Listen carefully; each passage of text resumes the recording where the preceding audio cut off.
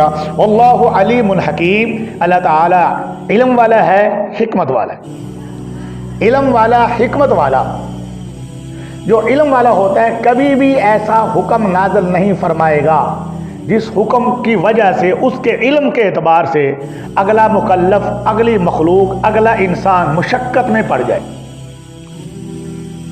یہ تو تیرے میرے سے ہو سکتا ہے، وہ جی پتہ نہیں چلا تھا جی، پتہ نہیں چلا تھا جی، تو اس کو تو سارے پتہ ہیں۔ بعض لوگ کہتے ہیں جی 1400 سال پہلے اللہ نے دین نازل فرمایا، آپ 1400 سال گزر گئے، آپ 1400 سال پرانی بات کر رہے ہیں۔ بھائی یہ 1400 سال، 1500 سال، 14,000 سال، 14 لاکھ سال، 14 کروڑ سال، جتنے بھی لگا لو، یہ تیرے میرے اعتبار سے۔ آپ کیا یہ کہنا چاہتے ہیں کہ جب 1400 سال پہلے اللہ نے دین کو یا قرآن پاک کو اتارا تھا تو اس کو آج کے حالات کا پتہ نہیں تھا؟ آپ یہ کہنا چاہتے ہیں؟ کیا آپ کا عقیدہ یہ ہے؟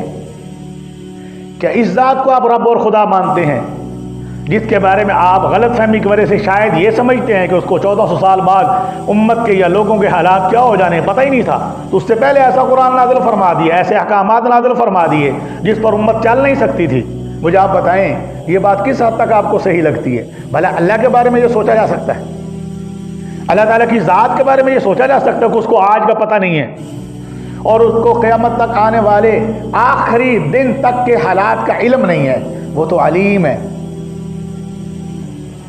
وہ تو علیم ہے۔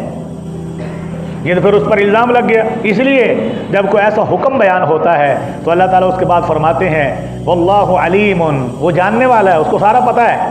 آپ نہیں کہتے مینوں ساری خبراں نے، مینوں سارا پتہ ہے، آپ نہیں کہتے؟ کہتے ہیں۔ حکیم، علم ہو حکمت نہ ہو تو بھی اگلے کو مشقت میں ڈالا جا سکتا ہے۔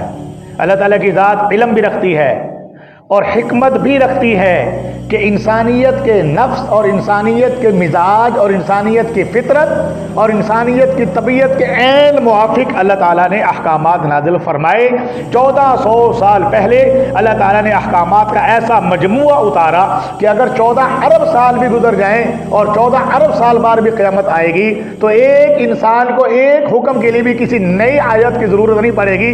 اللہ نے 14 ارب سال تک آنے والی ساری انسانوں کی ساری دینی اور شرعی ضروریات کو اس قرآن پاک کی آیات میں سمو دیا ہے۔ واللہ علیم حکیم، اس کو کہتے ہیں کہ وہ علیم الحکیم ہے۔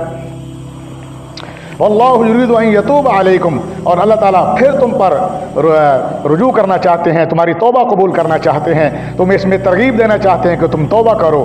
وَيُرِيدُ الَّذِينَ يَتَّبِعُونَ الشَّهَوَاتِ أَن تَمِيلُوا مَيْلًا عَظِيمًا، دنیا میں جو لوگ راہ حق سے ہٹے ہوئے ہیں ان کا المیہ صرف یہ نہیں ہے کہ یہ خود راہ سے ہٹے ہوئے ہیں، بلکہ ان کا المیہ یہ ہے کہ یہ راہ راست سے ہٹنے والے لوگوں کی تمنا یہ ہوتی ہے کہ جس طرح ہم راہ راست سے ہٹ کر بھٹکے ہوئے ہیں اور ہمارا انجام آخرت کا بڑا خوفناک ہے، اس طرح اگر کچھ لوگ اپنے دین پر چل کر عمل کر کے اپنی آخرت کو بنانے کے راستے پر ہیں تو وہ ان کو ان کے راستے سے ہٹانے کے لیے زور لگاتے ہیں، محنت کرتے ہیں، دلیلیں دیتے ہیں۔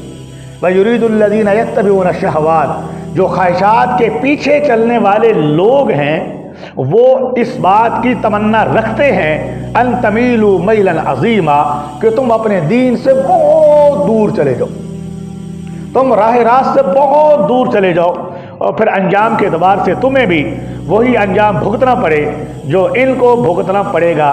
اس کو کہا جاتا ہے حق اور باطل کی کشمکش، خیر اور شر کا مقابلہ۔ یہ خیر اور شر کا مقابلہ، یہ صحیح غلط کا مقابلہ، یہ فطرت کا مقابلہ ہے، یہ جب تک دنیا باقی ہے اس وقت تک یہ مقابلہ چلتا رہے گا، کوئی منہ سے بولے تب بھی اور اگر کوئی منہ سے نہ بولے تب بھی یہ چلتا رہے گا، کیونکہ اللہ تعالیٰ نے تو فرما دیا ہے یہ صرف خود راہ راست پر ہٹ کر چل کر بیٹھ کر صبر کرنے والے نہیں ہیں، یہ پورا زور لگائیں گے کہ تمہیں بھی راہ راست سے ہٹایا جائے، تمہیں بھی ٹیڑھے راستے پر چلنے پر مجبور کیا جائے، ترغیب دی جائے۔ اور اس کے آج دنیا صحیح لوگوں کو غلط چلانے کے لیے جتنے وسائل استعمال کر رہی ہے، اگر اس سے آدھے وسائل غلط چلنے والوں کو صحیح چلانے کے لیے استعمال کیے جائیں تو شاید دنیا میں امن آ جائے، شاید دنیا میں سکون آ جائے گا۔ باطل کے جتنے منصوبے ہیں ان کا جو بھی عنوان ہو، جو بھی ان کا اوپر خوش نما نعرہ ہو، اس کے اندر سے ایک ہی بات نکلتی ہے کہ اگر کوئی اپنے ایمان اور اعمال صالح پر جمع ہوا مسلمان ہے تو اس کو کیسے متزلزل کیا جائے، کیسے شک میں ڈالا جائے۔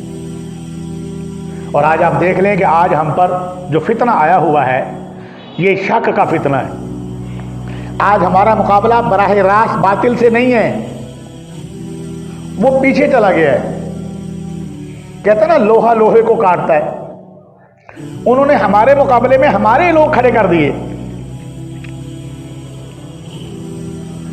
وَيُرِيدُ الَّذِينَ يَتَّبِعُونَ الشَّهَوَاتِ أَن تَمِيلُوا مَيْلًا عَظِيمًا، یہ تمہیں براہ راست سے ہٹانا چاہتے ہیں اور تمہیں یہ اپنے گمراہ راستے پر چلانا چاہتے ہیں۔ آگے فرمایا يُرِيدُ اللَّهُ أَن يُخَفِّفَ عَنْكُمْ، اللہ تعالیٰ نے یہ جو احکامات تم پر نازل فرمائے ہیں یہ تمہیں مشقت میں ڈالنے کے لیے نہیں ہے۔ یہی اسی بات سے میں نے اپنے بیان کا آغاز کیا تھا۔ اللہ تعالیٰ نے دین دیا تمہیں مشقت میں ڈالنے کے لیے نہیں دیا، تمہیں ہلکا پھلکا کرنے کے لیے دیا ہے۔ یرید اللہ ان یخفف عنکم، اللہ تعالیٰ تمہارے اوپر آسانی کرنا چاہتے ہیں، تمہیں سہولت اور آسانی کے ساتھ دنیا کی زندگی گزارتا ہوا دیکھنا چاہتے ہیں۔ اللہ تعالیٰ یہ چاہتے ہیں تمہارے خاندانی زندگی بہترین گزرے، تمہاری معیشت کی زندگی بہترین گزرے، تمہاری بازار کی زندگی بہترین گزرے، تمہارے آپس کے تعلقات بہترین ہوں اور تمہارے دشمنوں کے ساتھ تعلقات بھی بہترین ہوں۔ اس کے لیے اللہ تعالیٰ نے تمہیں احکامات عطا فرمائے۔ اگر تم ان احکامات کی پیروی کر کے چلو گے تو دنیا میں ہلکی پھلکی زندگی گزارو گے، مزیدار قسم کی زندگی گزارو گے۔ یہ بظاہر آپ کو دین سے ہٹے ہوئے لوگ لگتا ہے کہ بڑے مزے میں ہیں، ان بیچاروں کی زندگی بڑی مشقت میں گزرتی ہے۔ مزہ تو اللہ نے اپنے دین پر چلنے میں رکھا ہوا ہے۔ ایسے ہی ہے جیسے آپ بکری کو گھاس کھلائیں تو اس کو مزہ آئے گا، بھینس کو اگر آپ گھاس کھلائیں تو اس کو مزہ آئے گا، اور اگر آپ بھینس کو قورمہ کھلائیں، حالانکہ قورمہ یہ گھاس سے زیادہ مہنگا ہے، اگر آپ بھینس کو قورمہ کھلائیں تو کیا خیال ہے، اس کو مزہ آئے گا؟ آپ اس کو کھلائیں تو کیسا لگے گا؟ آپ شیر کو گھاس کھلانا کی کوشش کریں تو کھا لے گا، اس کو اچھا لگے گا۔ آپ شیر کو گوشت کھلائیں تو وہ لپک کر کھائے گا۔ بھینس کے سامنے گھاس رکھیں وہ لپک کر آئے گی، شیر کے سامنے آپ گھاس رکھ دیں وہ منہ پھیر لے گا، بھینس کے سامنے آپ قورمہ رکھ دیں وہ منہ پھیر لے گا۔ جو لوگ فطرت سے ہٹ کر زندگی گزارتے ہیں اس کی مثال ایسے ہی ہے جیسے شیر کو گھاس کھلانا یا بھینس کو قورمہ کھلانا۔ بظاہر آپ کو لگتا ہے کہ یار یہ تو قورمے کھا رہے ہیں، بھائی بھینس قورمہ کھا رہی ہے، بھینس کے لیے قورمہ کھانا اذیت ہے، بھینس کے لیے قورمہ کھانا نعمت نہیں ہے۔ اللہ تعالیٰ نے دین پر چلنا یہ میری اور آپ کی فطرت میں رکھا ہے۔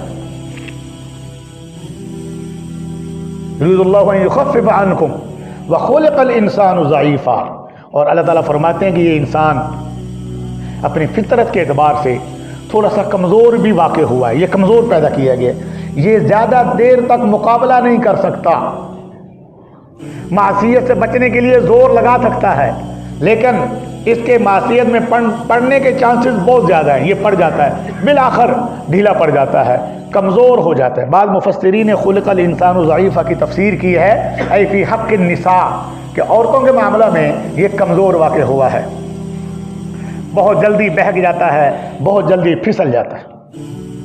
خلق الانسان ضعیفا، اسی ضعف کا خیال کرتے ہوئے اللہ تعالیٰ نے ہمیں گناہوں سے توبہ کرنے کا آپشن دیا ہوا ہے کہ ضعف کی بنیاد پر گناہ ہمیشہ ضعف یا غلطی یا مسٹیک کی بنیاد پر ہوتا ہے، گناہ دلیل کی بنیاد پر نہیں ہوتا، گناہ کی کوئی دلیل نہیں ہوتی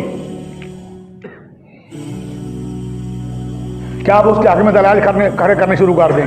چلتے چلتے اگر آپ کو ٹھوکر لگے اور آپ گر جائیں تو یہ آپ کو ٹھوکر لگی ہے نا، آپ پھسلے ہیں، آپ گر گئے، اب اس پر آپ دلائل تو نہیں قائم کر سکتے، ایسے تھا اس لیے میں گر گیا، ویسے تھا اس لیے میں گر گیا۔ بھائی گرنا تھا، ٹھوکر لگی، گر گئے آپ، ٹھوکر لگنے کے بعد گرنا ہی ہوتا ہے۔ تو گناہ بھی ایسے ہی ہوتا ہے، انسان ٹھوکر کھا کر اس میں گر جاتا ہے لیکن ٹھوکر کھا کر گرنے والا جیسے پڑا نہیں رہتا، فوراً کھڑا ہو جاتا ہے اور اپنا کپڑے جھاڑتا ہے اور اپنا رخ سیدھا کرتا ہے، اور اگر چوٹ لگی تو اس کا علاج کرتا ہے اور پھر اپنے کام کے لیے نکل جاتا ہے، بالکل بھی یہی نہیں۔ ایسے ہی اگر خدا نہ خواستہ کوئی گناہ میں پڑ گیا ہے، فوراً باہر نکلے، توبہ کرے، معافی مانگے اور راستہ بدل کر دوسرے راستے پر چلنا شروع کر دے۔ وَخُلِقَ الْإِنسَانُ ضَعِيفًا، کیونکہ انسان کو اللہ تعالیٰ نے کمزور پیدا فرمایا۔ یہ ایک حد تک مقابلہ کرتا ہے، لیکن کبھی کبھی مقابلے میں کمزور بھی پڑ جاتا ہے۔ جب کمزور پڑ جاتا ہے تو پھر اس میں یہ واقع ہو جاتا ہے۔ لا يصبر عن اتباع الشہوات، ایک حد تک یہ بچ سکتا ہے، ایک حد کے بعد اس سے صبر نہیں ہوتا۔ اس کے بعد اللہ تعالیٰ نے ارشاد فرمایا یا ایھا الذین آمنوا لا تأکلوا اموالکم بینکم بالباطل الا ان تکون تجارۃ عن تراض منکم۔ دیکھو اللہ تعالیٰ نے آپ کو دنیا کی زندگی جو عطا فرمائی ہے، اس میں ہر انسان کے ساتھ اللہ تعالیٰ نے مختلف ضروریات لگائی ہیں، ہر انسان کے ساتھ مختلف ضروریات ہیں، اور دنیا کا کوئی انسان ایسا نہیں ہے جو اپنی ضروریات میں خود کفیل ہو۔ ہر انسان کو اپنی ضرورت کے لیے